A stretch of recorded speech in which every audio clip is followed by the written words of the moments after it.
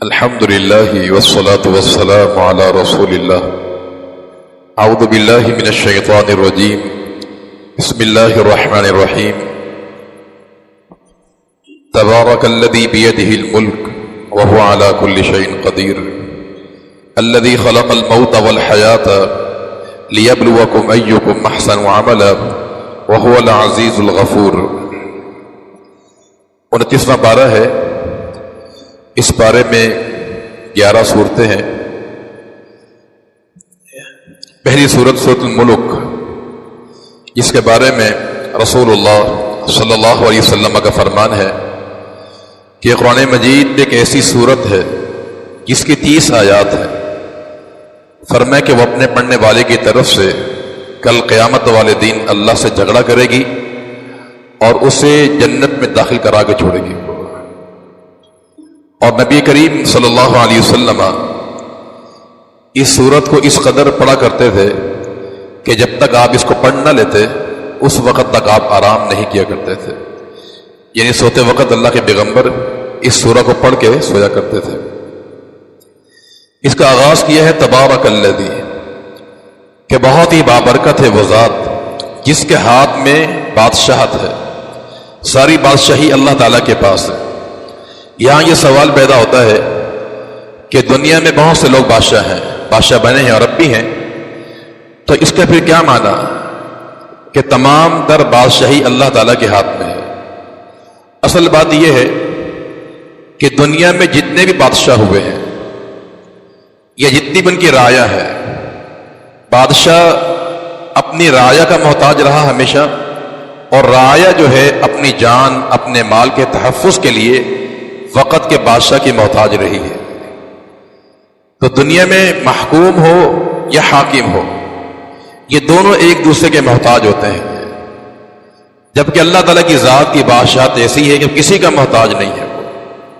بلکہ دنیا میں بسنے والا انسان بادشاہ ہو یا عام انسان ہو، اس کے بھی سارے اختیارات، اس کا بیمار ہونا، اس کا صحت یاب ہونا، اس کی ذلت، اس کی عزت، اس کی فتح، اس کی شکست، اس کا فقر، اس کی امیری، یہ سارے اختیارات اللہ تعالیٰ کے پاس ہیں. قل اللہم مالک الملک، آپ جانتے ہیں کہ تؤتی الملک من تشاء وتنزع الملک ممن تشاء وتعز من تشاء وتذل من تشاء. یہ سارے اختیارات اللہ تعالیٰ کے پاس ہیں. تو اس لحاظ سے ساری بادشاہت اللہ کے ہاتھ میں ہے. یا ایھا الناس انتم الفقراء الی اللہ واللہ هو الغنی الحمید. ساری دنیا گداگر ہے، بیکاری ہے، اللہ سے مانگنے والے ہیں. غنی ذات جو ہے وہ اللہ تعالیٰ کی ذات ہے. اس کے بعد اللہ تعالیٰ نے اپنی چند نشانیاں بیان کی ہیں. فرمایا کہ موت و حیات کو میں نے بنایا ہے، یہ 7 آسمان میں نے تہ بتہ بنائے ہیں، اس میں تفاوت نہیں ہے، کوئی کمی بیشی نہیں ہے. اگر تمہیں یقین نہیں ہے تو فرجع البصر کرتین، ایک بار نہیں 2 بار دیکھو اس کو. جب اتنی بڑی مخلوق میں کوئی تفاوت نہیں ہے، کوئی کمی پیشی نہیں ہے، تو اللہ کی جو اور چھوٹی مخلوق ہے اس میں کیسی کمی کوتاہی ہو سکتی ہے؟ اور پھر یہاں زمین کا ذکر کیا ہے کہ هو الذی جعل لکم الارض ذلولا، اللہ نے زمین کو تمہارے تابع کر دیا ہے. تم اس پہ رہو، گھر بناؤ، ہل چلاؤ، جو مرضی کرو، یہ تمہارے تابع ہے. اور فرمایا کہ زمین کو ہم نے تابع بنایا ہے کہ نہ تو یہ لوہے کی طرح سخت ہے اور نہ ہی نرم ہے. اگر یہ لوہے کی طرح سخت ہوتی تو اس پہ بھی کوئی چیز اگتی نہیں، اور اگر یہ نرم ہوتی تو ساری زمین میں لوگ دھس جاتے.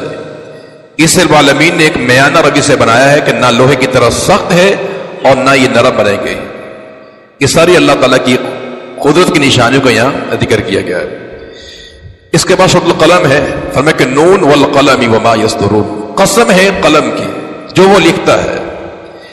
قلم کی قسم اٹھا کر 3 باتیں ارشاد فرمائی ہیں. اللہ فرماتا ہے کہ مجھے قسم ہے قلم کی. 3 باتیں ارشاد فرمائی. نمبر 1 کہ ما انت بنعمت ربک بمجنون، فرمایا کہ میرے پیغمبر آپ مجنون نہیں ہیں، آپ دیوانے نہیں ہیں. 1. نمبر 2 وَإِنَّ لَكَ لَأَجْرًا غَيْرَ مَمْنُونَ، ہم نے آپ کے لیے ایسا اجر جاری کیا ہے جو کبھی ختم نہیں ہو سکتا. نمبر 3 وَإِنَّكَ لَعَلَىٰ خُلُقٍ عَظِيمٍ، آپ خلق عظیم پر ہیں.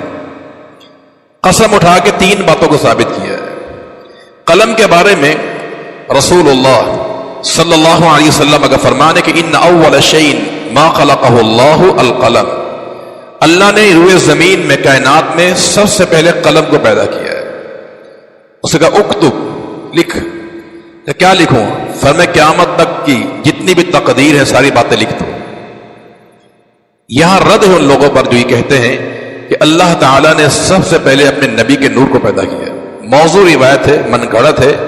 ان اول ما، پہلی چیز جسے اللہ نے پیدا کیا ہے وہ قلم کو پیدا کیا ہے۔ اور تین جو قسمیں کھائی ہیں کہ آپ مجنون نہیں ہیں، یقینی بات ہے اللہ کے پیغمبر کی صدق، آپ کی دیانت اور آپ کی فصاحت، بلاغت اور آپ کی خلقت، چہرے کی خوبصورتی دیکھ کر لوگ مسلمان ہوا کرتے تھے، تو مجنون دیوانہ کبھی ایسا نہیں ہوتا ہے۔ نمبر 2، ہم نے آپ کے لیے ایسا اجر جاری کیا جو کبھی ختم نہیں ہونے والا ہے۔ یہ بھی اللہ کے پیغمبر کی شان ہے۔ یعنی دنیا کہتی تھی کہ پیغمبر ابتر ہے، اس کا نام لے بھی ختم ہو جائیں گے، ان نشانی کا ہوا لبتر، اس کو کون پہچانے گا؟ اللہ نے فرمایا کہ میرے پیغمبر ہم نے آپ کے لیے قیامت تک کے لیے اجر جاری کر دیا۔ یہ سمجھتے کہ آپ کا نام ختم ہو جائے گا، نہیں، قیامت تک آپ کا نام باقی رہے گا۔ اور نمبر 3، ہم نے آپ کو خلق عظیم کا مالک بنایا ہے۔ پھر اس سورہ میں رب العالمین نے ایک واقعہ بیان کیا ہے، اصحاب باغ والوں کا واقعہ بیان کیا ہے کہ انا بلوناہم کما بلونا اصحاب الجنہ۔ یہ چند لوگ تھے، ان کے پاس ایک باغ تھا، جب تک باپ زندہ رہا مال خرچ کرتا رہا اللہ کے راہ میں، لیکن جب بیٹے اس کے وارث بنے تو آپس میں منصوبہ بنایا کہ آج کے بعد جو ہے نا اس باغ میں سے کسی مسکین کو دینا نہیں ہے۔ ہمارا باپ تو غلطی پر تھا، نہ کسی مسکین کو دینا ہے نہ اندر آنے دینا ہے۔ اللہ رب العالمین کو یہ عمل پسند نہیں آیا۔ فطاف علیہ طائف من ربک وهم نائمون فاصبحت کالصریم فتنادوا مصبحین ان اغدوا علی حرثکم ان کنتم صارمین۔ رات کو منصوبہ بنایا کہ کل جا کے باغ کاٹیں گے، پھل کاٹیں گے۔ اللہ نے راتوں رات جو ہے آگ بیچ کر اس کا ستیہ ناش کر دیا، بالکل ملیے میٹ کر دیا گیا۔ ایسا کیا، قرآن نے ذکر کیا ہے کہ جب وہاں پہنچے وہ آپس میں یہ باتیں کر رہے تھے کہ شاید ہم راستہ بھول گئے ہیں۔ یہ رب العالمین نے باغ کے نشانات تک مٹا ڈالے تھے۔ حالانکہ انسان جگہ بھولتا نہیں ہے، اس کے قرائن آثار ہوتے ہیں، لیکن پروردگار نے ایسا عذاب بھیجا کہ ان کا نام و نشان مٹا دیا اور اپنے باغ کا راستہ ہی بھول چکے تھے۔ اس کا سورہ حاقہ ہے، فما الحاقۃ ما الحاقہ، یہ حاقہ حق سے ہے، مانا ہے کہ قیامت کا آنا پر حق ہے۔ الحاقہ یہ قیامت کا نام ہے، یہ جیسے الواقعہ، القاریہ، یہ سارے قیامت کے نام ہیں۔ یہ ان کا واقعہ ہونا یقینی ہے۔ یہ کھٹکھٹائے گی دروازہ، القاریہ کا معنی کھٹکھٹانے والی، قیامت آئے گی ہر کا دروازہ بجے گا۔ پھر الحاق کا، اس کا واقع ہونا یقینی ہے یہ۔ اور پھر قوموں کا واقعہ ذکر کیا، قوم عاد کا، قوم سمود کا، قوم نوح کا، قوم لوط کا واقعہ ذکر کیا ہے۔ یہ اس لیے کفار مکہ کو بتانے کے لیے کہ تم سے قبل وہ قومیں جن کی شان و شوکت زیادہ تھی، جو طاقتور تھے، وہ بھی قیامت کے منکر تھے، ان کا کیا حشر ہوا ہے۔ آج تم بھی قیامت کے منکر ہو، تمہارا انجام بھی ویسا ہی ہوگا۔ تو الحاق کا تم الحاق کا۔ اس کے بعد سورۃ معارج، سأل سائل بعذاب واقع۔ اس سورہ میں اللہ رب العالمین نے قیامت کا منظر بیان کیا ہے۔ فرمایا یوم تکون السماء کالمہل، جب قیامت برپا ہوگی، فرمایا آسمان کیسا ہوگا؟ جیسے پگھلا ہوا تانبا ہوتا ہے۔ وتکون الجبال کالعہن، فرمایا یہ پہاڑ یہ رنگین روئی کی طرح اڑ رہے ہوں گے۔ اور فرمایا کہ ولا یسأل حمیم حمیما، دوست سے کلام کرنا پسند نہیں کرے گا۔ یبصرونہم یود المجرم لو یفتدی من عذاب یومئذ ببنیہ وصاحبتہ واخیہ وفصیلتہ التی تؤوی ومن فی الارض جمیعا ثم ینجی کلا انہا لظی نزاعۃ للشوی تدعو من ادبر وتولی وجمع فاوعی۔ مجرم جب دیکھے گا نا جہنم کو، وہ چاہے گا کہ اس عذاب کے بدلے فدیہ میں دے دیا جائے، میری پوری اولاد کو، میری بیوی کو، میرے بچے کو، میرا دودھ پیتا بچہ جو ہے وہ جہنم میں ڈال دیا جائے، ینجی، مجھے جہنم کی آگ سے نجات دے دی جائے۔ یہ قیامت کا منظر ہوگا میرے بھائی۔ آواز آئے گی جہنم کی طرف سے، کلا، ہرگز نہیں، انہا لظی نزاعۃ للشوی، یہاں آگ کے شعلے ہیں، یہ کھال ادھیڑ کے رکھ دے گی، العیاذ باللہ تعالی۔ تدعو من ادبر وتولی، جہنم کلام کرے گی جو پیٹ پھیر کے بھاگے گا اس کو بلائے گی وہ کہاں جا رہے ہو. اللہ تعالی ہم سب کو اس سے محفوظ فرمائے. البتہ کہ الا المصلین، جو نمازی وہ اس سے بچا لیے جائیں گے. صدقہ کرنے والے بچا لیے جائیں گے، اپنی شرمگاہوں کی حفاظت کرنے والے بچا لیے جائیں گے، وعدوں کی پاسداری کرنے والے بچا لیے جائیں گے، امانتیں ادا کرنے والے یا استثناء بیان کیا کہ جو نیک لوگ ہیں اسے جہنم کی آگ سے بچا لیا جائے گا. اس کے بعد سورۃ النوح ہے. رسول اللہ صلی اللہ علیہ وسلم سے پوچھا گیا تھا کہ آدم اور نوح کے مابین کتنا فاصلہ ہے؟ فرمائے کہ 10 قرون کا فاصلہ ہے. ایک قرن کا معنی 100 سال. آدم علیہ السلام اور حضرت نوح کے مابین 10 صدیوں کا فاصلہ ہے. جب تک آدم علیہ السلام رہے اور نوح علیہ السلام کی بعثت نہیں ہوئی، ان 10 سالوں میں شرک نہیں تھا، زمین پر شرک موجود نہیں تھا. شرک کا آغاز قوم نوح سے ہوا ہے، اور وجہ بھی قرآن نے یہاں بیان کی ہے کہ انہوں نے بت پرستی ان میں جو شروع ہوئی وہ اسی بنیاد پر ہوئی تھی کہ ان کے جو 5 نیک لوگ تھے، ود، سوا، یغوث، یعوق، نصر، یہ 5 نیک لوگ تھے. جب یہ مر گئے، شیطان نے قوم سے کہا کہ تمہارے یہ نیک لوگ تھے، ان کے یادگار بنا لیے جائیں، بت بنا لیے جائیں، پوجا نہیں کرنی. صحیح بخاری کی روایت عبداللہ بن عباس فرماتے ہیں کہ شیطان نے یہی ان کو الہام کیا، وسوسہ ڈالا. قوم نے ان کے بت بنا لیے اور سامنے کھڑے کر لیے. عبادات نہیں کرتے تھے، ان کو دیکھ کر رب یاد آتا تھا، ان کے بقول، ان کے زعم. جب یہ نسل چلی گئی، جب نئی نسل آئی، شیطان نے کہا کہ تمہارے آباء و اجداد ان کی پوجا کیا کرتے تھے. اس لیے ابن حجر رحمہ اللہ فرماتے فتح الباری کے اندر کہ قوموں کے اندر شرک کا آغاز تصویر کی بنیاد پر ہوا ہے. یہ اس دور میں تصویر کی شکل تھی. دور حاضر میں تو جدید شکلیں تصویر کی آ چکی ہیں. اس دور میں یہ بت پرستی جو ہے تصویر کا راستہ تھا. یہ 2 بنیادوں پر قوموں میں شرک آیا ہے. ایک غلوف کی بنیاد پر، کہ کسی کی شان کو اتنا بڑھا دیا جائے کہ اسے مخلوق سے نکال کر خالق کے مقام پر پہنچا دیا جائے. ایک غلوف قوموں میں شرک کا سبب بنا ہے. اور نمبر 2 تصویر سازی جو ہے یہ قوموں میں شرک کا سبب بنی ہے.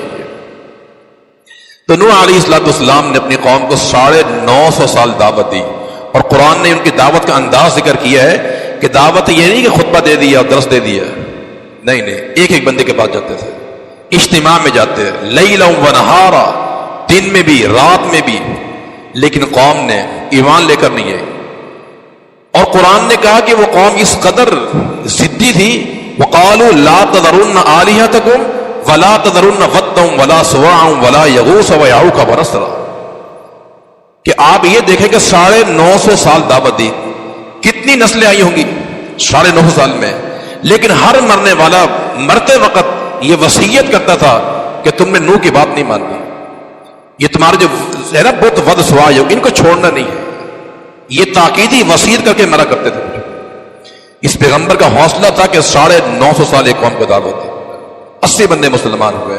لیکن ہمارا ایمان ہے کہ انبیاء اپنے مشن میں کامیاب ہوتے ہیں، ناکام کبھی نہیں ہوتا ہے. اس کے بعد سورہ جن ہے، قل اوحی الی انہ استمع نفر من الجن، کہ ایک گروہ نے آپ کا قرآن سنا تھا، اور جب قرآن سنا تو کیا انقلاب آیا. انا سمعنا قرآن عجبا یہدی الی الرشد فآمنا بہ، ایک بار قرآن سنا ایمان لے کر آ گئے. جنات کا اللہ کے نبی سے قرآن سننا ثابت ہے، پہلے ہم بیان کر چکے ہیں.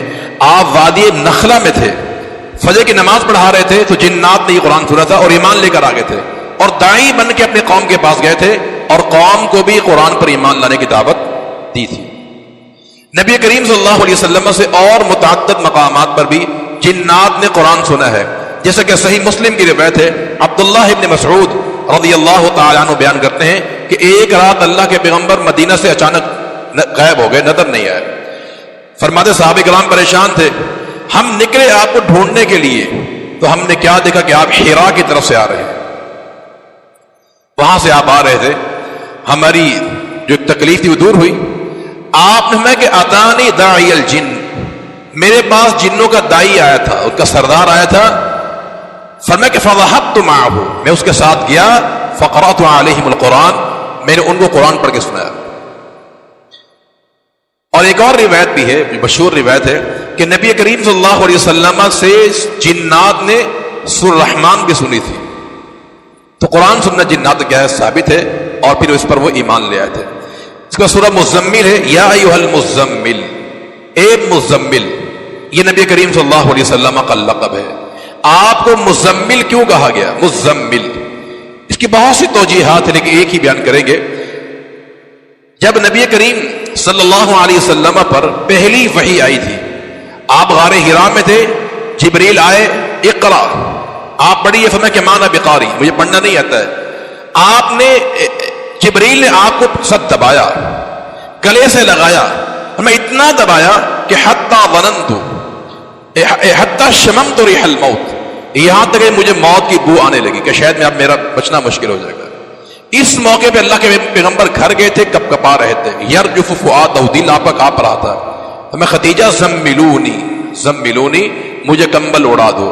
تو یا ایھا المزمل، اے کمبل اوڑھنے والے، یہ ٹائم سونے کا نہیں ہے. قم اللیل الا قلیلا، ہم نے آپ پر ایک بھاری بوجھ قرآن دیا ہے، اس کو، قرآن کو اٹھانے کے لیے قیام اللیل تمہیں کرنا پڑے گا.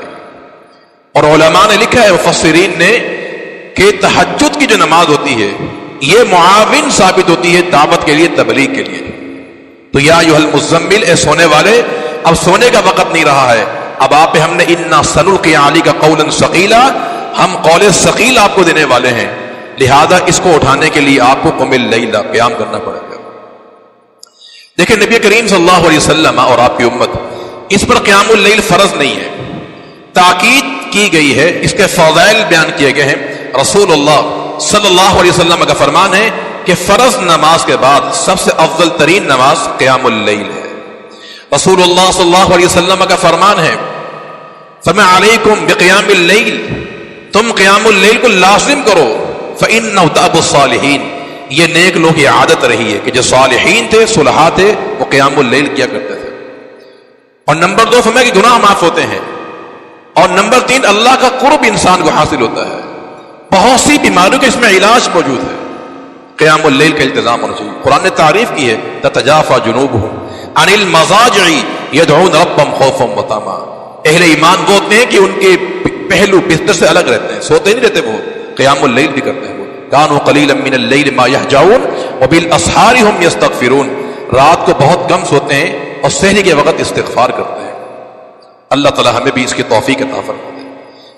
رسول اللہ صلی اللہ علیہ وسلم کا فرمان ہے کہ رحم اللہ رجلا قام من اللیل، اللہ اس بندے پر رحمت نازل فرمائے جو رات کو قیام کرتا ہے اور بیوی کو بھی اٹھاتا ہے. فإن ابت، اگر بیوی انکار کرے کہ تھکی ہوئی ہوں، مشکل ہے، فرمایا کہ وہ اس کے چہرے پہ پانی ڈال دیتا ہے، پانی کا چھڑکاؤ کرتا ہے تاکہ اس کی نیند ختم ہو جائے. اللہ اس بندے پر رحم فرمائے.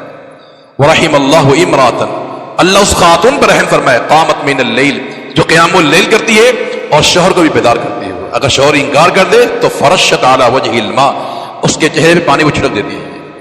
اللہ کے رحمت کے حصول کے لیے میرے بھائیوں قیام اللیل کا عمل خود بھی کرنا چاہیے انسان کو، اور اپنے گھر والوں کو بھی اس کی تعلیم دینی چاہیے. اس کا سورہ مدثر ہے. سورہ مدثر میں العالمین نے فرمایا کہ جب جنتی جنت میں چلے جائیں گے تو آپس میں آمنے سامنے بیٹھے ہوئے ہوں گے. ان کے ایک سوال سامنے آئے گا، سوال یہ ہوگا، فرمایا کہ فی جنات یتساءلون عن المجرمین، ان کے سوالات مجرمین کے بارے میں ہوں گے. سوال یہ ہوگا کہ فلاں بندہ نظر نہیں آ رہا ہے، وہ جنت میں آیا نہیں ہے، تو پھر جواب دیں گے کہ اگر یہاں نہیں آیا تو پھر وہاں گیا ہوگا. 2 ہی ٹھکانے ہیں، جنت یا جہنم ہے. فرمایا کہ پھر جھانک کر دیکھیں گے اہل جنت تو ان کو وہاں نظر آ جائے گا بندہ، دنیا کا دوست یار جو بھی ہوگا نظر آ جائے گا، اور پوچھیں گے ما سلککم فی سقر، تم اس جہنم میں کیسے پہنچے. وہ 4 اسباب بیان کرے گا کہ جہنم میں آنے کے 4 اسباب ہیں. نمبر 1، لم نکن المصلین، میں نماز نہیں پڑھتا تھا، بے نمازی کا ٹھکانہ جہنم کیا گیا، الیاذ باللہ تعالی. نمبر 2، میں مسکین کو کھانا نہیں کھلایا کرتا تھا، مسکین میں دروازے پہ آتا تھا، محتاج بھی ہوتا تھا، جانتا بھی تھا لیکن کھانا کبھی کھلایا نہیں اس کو. اور نمبر 3، میں دین اسلام کا مذاق اڑایا کرتا تھا، اور جو دین کا مذاق اڑانے والے ہیں ان کے ساتھ میری اٹھنا بیٹھنا تھا، میرے ہم نوالا اور ہم پیالہ تھے، میرے جو ہے صحبت اچھی نہیں ملی مجھے. اور نمبر 4، وَكُنَّا نُكَذِّبُ بِيَوْمِ الدِّينِ، میں قیامت کا منکر تھا. یہ 4 اسباب ہیں جہنم میں جانے کے حوالے سے. اللہ ہم کو سب کو اسے محفوظ فرمائے. اس کا سورہ قیامہ ہے.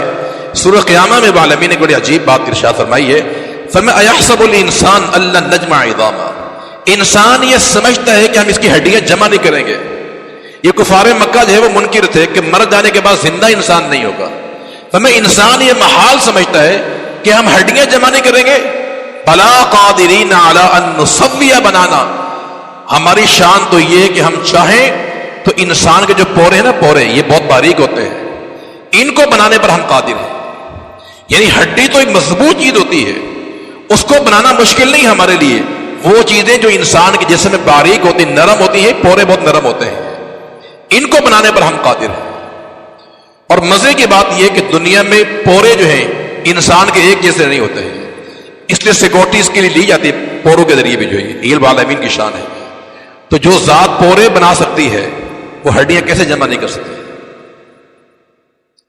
اور پھر فرمایا کہ یہاں پر ایک بات اور ارشاد فرمائی ہے کہ جب کل قیامت قائم ہوگی سورج چاند بے نور کر دیا جائے گا، آنکھیں انسان کی پتھرا جائیں گی کہ یہ کیا ہو رہا ہے. ایک لحظے میں آسمان زمین ریزہ ریزہ کر دی جائے گی.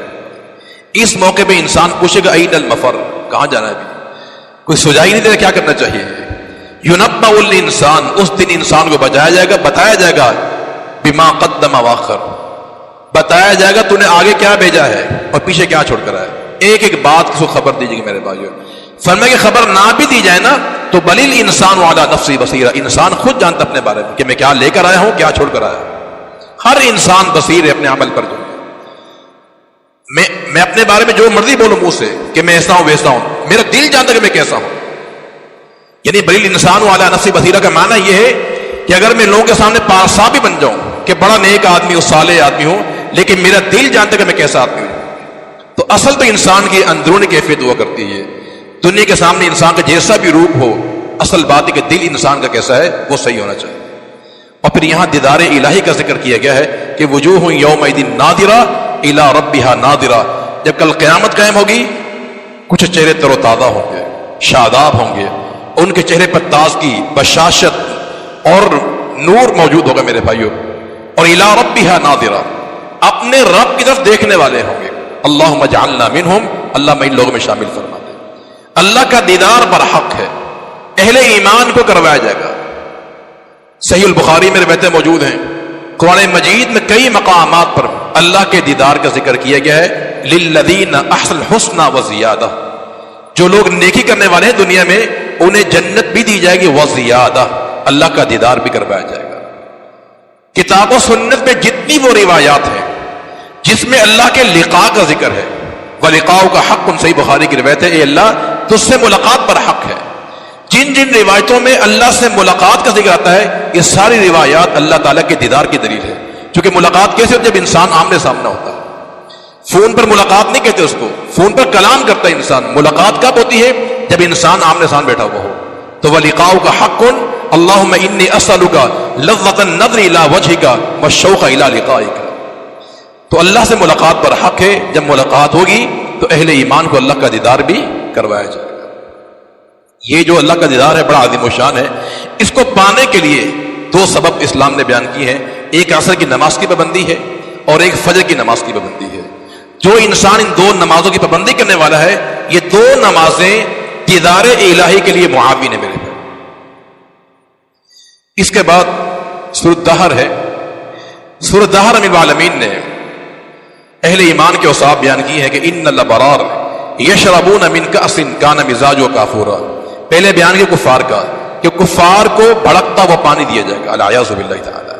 اور ابرار جو ہیں نیک لوگ انہیں کافور ملا کر پانی میں دیا جائے گا. یعنی ان کو گرم پانی نہیں دیا جائے گا بلکہ کافور. کافور کی خوشبو ہے، ٹھنڈک اس میں پائی جاتی ہے. تو مانا کہ اہل ایمان کو جنت میں ٹھنڈا مشروب بھی پیش کیا جائے گا. اور آگے زنجبیل کا ذکر کیا ہے. زنجبیل کہتے ہیں سونٹ کو، ادرک کو کہتے ہیں. یہ گرم پانی ہوگا. یہ دونوں قسم کی یہ تواضع کی جائے گی. ٹھنڈا پانی بھی اہل جنت کو دیا جائے گا اور قہوہ بنا کر جو ہے اس میں سونٹ اور ادرک کی ملونی جو ہے آمیزش کر کے یہ بھی اہل جنت کو پلائی جائے گی. دونوں قسم کے ضیف اور مہمانی ان کی جائے گی. اور یہاں ان کے اوصاف بیان کیے ہیں اہل ابرار کے. فرمایا کہ یوفون بالنذر، نظر پوری کرنے والے ہیں، جو نظر مانی اس کو پورا کیا. نمبر 2 وَيَخَافُونَ يَوْمًا، اللہ سے ڈرنے والے ہوں گے. نمبر 3 وَيُطْعِمُونَ الطَّعَامَ عَلَى حُبِّهِ، وہ محبت کی بنیاد پر کھانا کھلاتے ہوں گے. یہ علی حبہ کے دو معنی ہیں. محبت کی بنیاد کا معنی ایک تو یہ ہے کہ وہ اپنے اوپر اوروں کو ترجیح دیتے ہوں گے. وَيُؤْثِرُونَ عَلَىٰ أَنفُسِهِمْ وَلَوْ كَانَ بِهِمْ خَصَاصَةٌ، خود بھوک برداشت کرتے ہیں، مسکینوں کو کھانا کھلاتے ہیں. ایک معنی علی حبی کا یہ ہے، اور ایک معنی علی حبی کا معنی یہ کہ انہوں نے مسکینوں کو کھانا کھلایا ریاکاری کی نہیں، علی حبی، اللہ کی محبت باندھنے کے. یتیموں کو، مسکینوں کو اور اسیر جو قیدی ہیں ان کو بھی کھانا کھلاتا ہے. یہاں اسیر کا اس لیے ذکر کیا گیا ہے کیونکہ عموماً قرآن مجید میں مسکین کا ذکر آتا ہے کہ مسکینوں کو کھانا کھلانا چاہیے. یہاں اسیر کا ذکر کیا گیا ہے. اصل میں اسیر کا اس لیے ذکر کیا گیا ہے کہ زمانہ جاہلیت میں جو بندہ اسیر بن جاتا تھا، قیدی بن جاتا تھا، اس کا احترام نہیں ہوتا تھا، اس کو بیڑیاں ڈال کر نکالا جاتا تھا اور کسی مقام پر بٹھا دیا جاتا تھا کہ یہاں بیٹھ کے بھیکاری بن کے بھیک مانگو. جیسے آج کل ہمارے یہاں بھی لوگ روڈوں بیٹھے ہوتے ہیں بھیک مانگنے کے لیے، یہ بھی در حقیقت اسیر ہی ہوتے ہیں میرے بھائیوں. ان کو اٹھا کے لے کے چلے جاتے ہیں، صبح بٹھا دیے دوپہر کو ساتھ لے جاتے ہیں. یہ مانگنے کا ایک ڈھنگ بنایا گیا میرے بھائیوں. تو زمانہ جاہلیت میں بھی ایسا ہی ہوتا تھا کہ جو انسان اسیر بن جاتا تھا اس سے بھیک منگوایا کرتے تھے. تو قرآن نے تعلیم دی کہ ایسا نہیں کرنا ہے، کھانا کھلاؤ مسکینوں کو بھی، یتیموں کو بھی اور اسیروں کو. اور یہاں عالمین نے ایک بات ارشاد فرمائی ہے، فرمایا کہ وَإِذَا رَأَيْتَ ثَمَّ رَأَيْتَ نَعِيمًا وَمُلْكًا كَبِيرًا، جب انسان جنت میں جائے گا تو ہر طرف نعمتیں ہی نعمتیں دیکھے گا.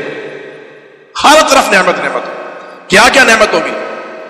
بہت سی نعمتیں ہوں گی. رسول اللہ صلی اللہ علیہ وسلم کا فرمان ہے کہ جو سب سے ادنا جنتی ہوگا، ادنا آخری جنتی، اسے کتنا نوازا جائے گا؟ فرمایا کہ 10 گنا زمین کے برابر اس کو بڑھا کے دیا جائے گا. کتنی بڑی ہماری زمین ہے میری، یہ اللہ کی نعمت ہے. جہاں دیکھو گے اللہ کی نعمتیں نعمتیں ہوں گی. رسول اللہ صلی اللہ علیہ وسلم کا فرمان ہے کہ اہل جنت کی جو کنگھی ہوگی، بال کنگھی کرنے والی کنگھی جو ہے یہ سونے کی بنائی ہوئی ہوگی. ان کی جو انگیٹھیاں ہوں گی سونے کی بنی ہوئی ہوں گی. اس سے نکلنے والا دھواں فنعود، ایک لکڑی خوشبودار خوشبو پیدا ہو.